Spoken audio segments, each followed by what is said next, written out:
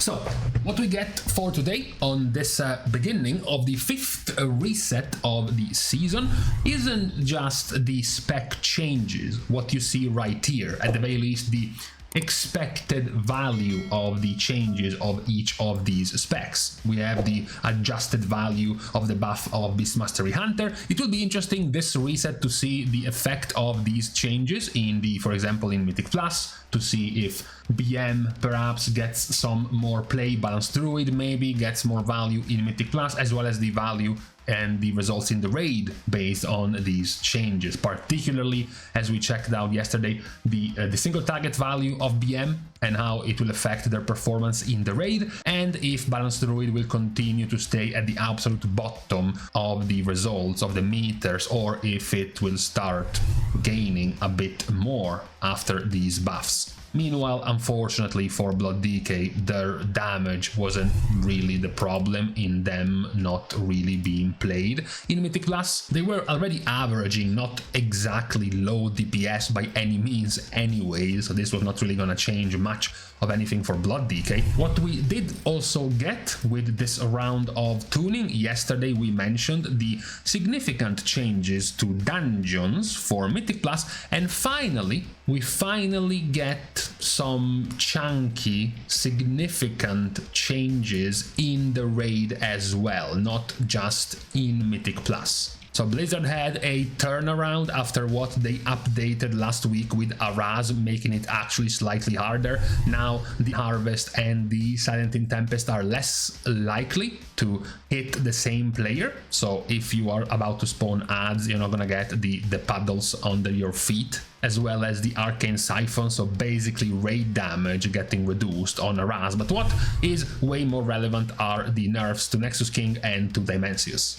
Because, you know, at this point, what we usually say is, oh well, the race to World First is over, balance tuning of the raid is coming. Blizzard isn't nerfing the bosses until the race is over to keep it, to keep it even, to keep it balanced, but as soon as the first 2 to 3 to 4 guilds get to deal with the last boss is when we get changes. And it didn't happen in week 2, it didn't happen in week 3, it didn't happen in week 4. Now, at the beginning of week 5 is when it happens. Now, it is, I guess, still pretty timely, because if you look at the progression in this raid, 1 month in, or almost 1 month in, 4 resets in, back at the beginning of this expansion, we had 9 guilds killing Ansurek. Then, halfway through this expansion, we had 27 guilds killing Galliwix. If we go back to the last expansion, Dragonflight, at the release of Dragonflight, we had 19 guilds, 4 resets in, defeating Razaget. Halfway through, we had the Loot Piñata of Sarkaret with 52 guilds, killing the boss in the first 4 resets. And then the last boss, Ferak, we were back down to 13. So where does right now Dimensius fit amongst these other bosses? Is fitting quite nicely, basically in the middle, at 26 so far.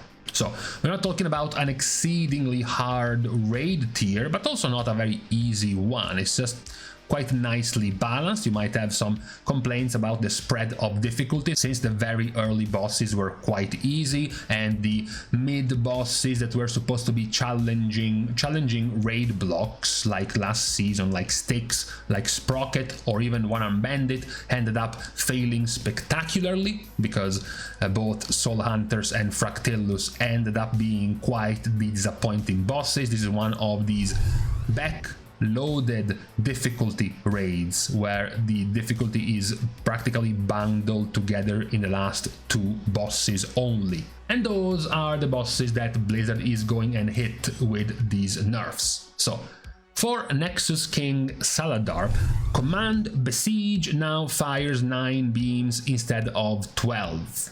Basically, you're getting cut in the amount of beams you have to dodge after every soak, or throughout every soak you have to do. This is very good. Speaking from experience, a lot of the wipes you will have early on for guilds who still have to progress on this boss will be through dying from players getting hit by the beams. So it's quite good to reduce the amount of beams you are getting.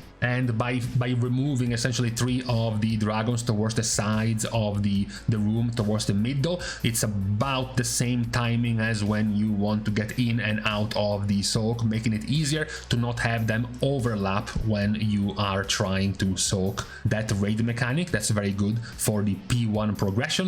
Banishment, periodic, and final damage reduced by 10%. This is also quite good. It was quite the deadly combo for the DPS, since this can only affect DPS players. This extra dot damage was also quite dangerous going into the soak with this thing still up on you, making it harder for you to be topped before the soak. It was quite dangerous. Now the damage is reduced. Invoke the Oath damage is reduced by 15%. This is the big explosion hitting for like 12 million damage or something before mitigation at the end of the phase, essentially. Was also cause for quite a few death, will also be the cause for quite a few death early on in progression when you don't even expect this to hurt this much. It's nerfed by 15%, quite good. A bit of a question mark on the change to Vengeful Oath having a new animation attached to it. These are the spooky ghosts you have to face in Mythic when you start clearing your stacks from your soak. When you go from 3 stacks to 2, you spawn 1 ghost. When you go from 2 stacks to 1, you spawn 2 ghosts. And when you go from 1 stacks to 0, you will have to face 3 different ghosts. Blizzard added some black swirly animation around them. Apparently having them glowing white only was more difficult to notice, I guess, throughout the raid. So Blizzard added this change to make it easier for you to notice where they are actually spawning. And then in P2, which is another sort of like timer you have to hit, which is the timer of the Mana Forged Titan essentially exploding. The Titan itself has 10% less HP, the Reapers have 10% less HP, as well as essentially the mini-bosses in that platform also have 10% less HP. So basically all of the mobs in that platform have 10% less HP. Very simple, just makes it easier for you, not just to make it in time in this phase. A lot of guilds would, for example, use Bloodlust in this phase just to make sure they can continue their progression before moving Bloodlust away. This will also be good because it leaves you more uptime on the boss, because you get to leave the platform earlier, so you get to start hitting the boss earlier. So this is also some kind of, you know, hidden extra boss damage you can do because of this change. No changes though to the last phase, which is still quite nasty, not even just in terms of raid damage, which is quite chill in the last phase, rather the singular damage, the few players getting hit by the mechanics in that phase, both of the lines to aim at the stars as well as the players targeted with stars will still take a lot of damage in that phase. There is no real major nerf coming in that last part of the fight. This though should still make the progress much more smooth for guilds getting on this boss right about now, or currently progressing through this boss for both P1 and P2. Then you have the nerfs to Dimensius. P1 has been made significantly easier. So Cosmic Radiation has been nerfed by 10%, which is just the basic raid ticking damage of P1, whatever. Living Mass has been nerfed by 10%, as well as the fission damage, which is the explosion of the mass when you actually kill it, is also been reduced by 10%. The Living Mass being nerfed by 10% is quite good. It will shave off quite a few wipes because you just didn't have enough time to kill the ad, or because one of your DPS died, so you lost damage and then you couldn't kill the ad. Now it's going to be made easier, but the main change of P1 is that now reverse gravity on each side has been reduced. Now you don't get 3 players getting pulled up in the air that you then have to grab down. Instead, now you have only 2. This makes it easier. It leaves more time for DPSing the ads and DPSing the boss, because only 2 players have to worry about going there, following, you know, placing themselves there instead of 3. And it will also make it easier for you to bring them down. It will leave you more time before the Devour cast comes, before the Devour starts forming under your feet and you start taking for a lot of damage. Now instead, if everyone stacks on one of the players and then on the second one, it will be much easier for you to not take damage, not spawn the Devour, until you have brought them both back down and then take the gateway to go back in the middle. That is a very good change for your P1 progression.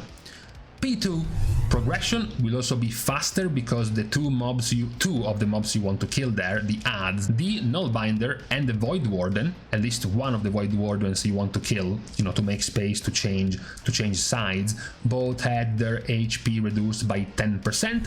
Crushing gravity damage has been reduced by 25%. This is primarily good in progression when you get one shot because players are stacking on top of each other. They are taking the inverse gravity damage plus the crushing gravity damage. If some players are double stacking, they will take, you know, even more damage. So this will save you some random deaths in those moments. And then the gamma burst push is weaker. So some help to the wheelchair specs that have trouble staying alive when they're getting pushed back in those platforms.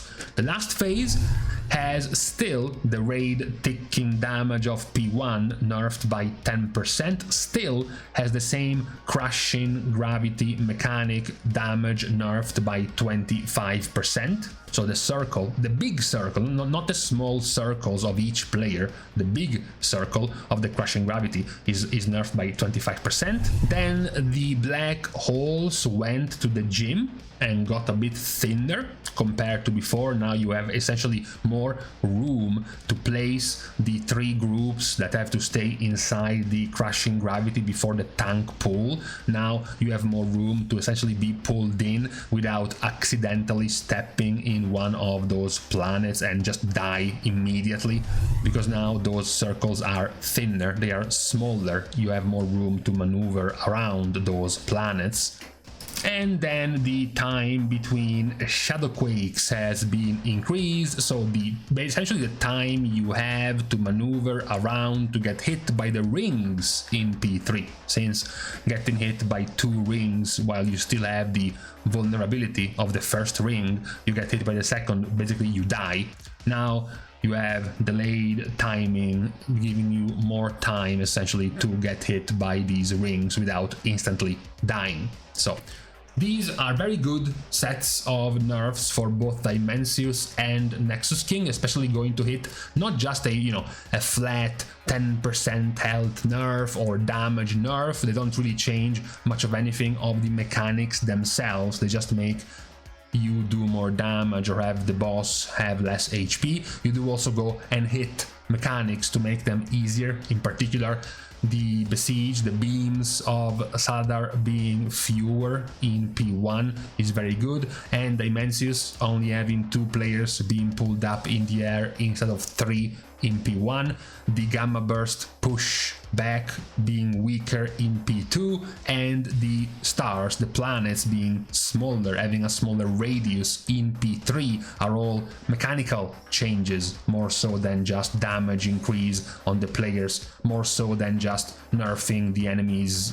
HP or damage. So it's a very good way of nerfing bosses, more so than just the damage, which will ramp up anyways because we have a stacking raid buff, we have item level increases every week, so these are better shaped kind of nerfs for these raid bosses. So this is what we have for today in terms of the last bit of balance tuning before this reset. We went step by step compared to what we had last week. We had additional hotfixes to Beast Mastery Hunter, and then more hotfixes to the dungeon changes, and then now last minute hotfixes to the raid bosses as well. So now time to leave and enjoy the changes on this week 5 of the season for today on this Wednesday. It's now time to leave each other. We're starting the goodbyes as usual by thanking everyone for having watched the video, together with, of course, everyone else who has been supporting completely for free by liking and commenting down below, as well as subscribing to the channel itself. Now, with these things out of the way, thank you guys again for watching. See you guys tomorrow, and in the meantime, it's okay. We have clouds, we have some kind of rain, the temperature is going down day by day. Technically, we are still in summer, but I don't care. This is nice.